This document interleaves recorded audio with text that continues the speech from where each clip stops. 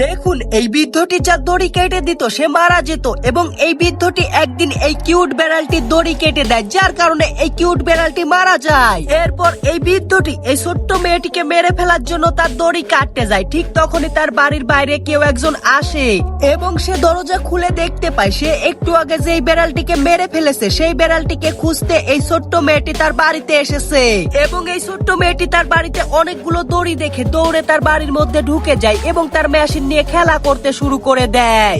এরপর মেয়েটি বৃদ্ধ লোকটির বাড়িতে আরো একটা মেশিন দেখতে পায় যেটা নিজে নিজে চলছিল এবং মেয়েটি মেশিনটির কাছে গিয়ে বৃদ্ধ লোকটির চেয়ারে বসে এবং মেয়েটি দেখতে পায় তার বেড়ালটি ছবির ওপরে ক্রস চিহ্ন দেওয়া রয়েছে এবং মেয়েটি চারদিকে তাকালে দেখতে পায় কয়েকটি অস্ত্র রয়েছে এবং তার বেড়ালটির দড়ি কেটে দেওয়া হয়েছে এবং তখন এই মেয়েটি বুঝতে পারে তার বেড়ালটি আর বেঁচে নেই। এদিকে এই বৃদ্ধ লোকটি মেয়েটির দড়ি খুঁজে বের করে এবং সেটা কাটার চেষ্টা করলে দেখতে পায় এই ছোট্ট মেয়েটিও তার দড়ি খুঁজে বের করেছে এবং সেটা কেটে দেওয়ার চেষ্টা করছে। তখন এই বৃদ্ধ লোকটি মেয়েটির কাছে মাপ চেয়ে নেয় এবং তার বেড়ালটিকে আবার বাঁচিয়ে তোলে।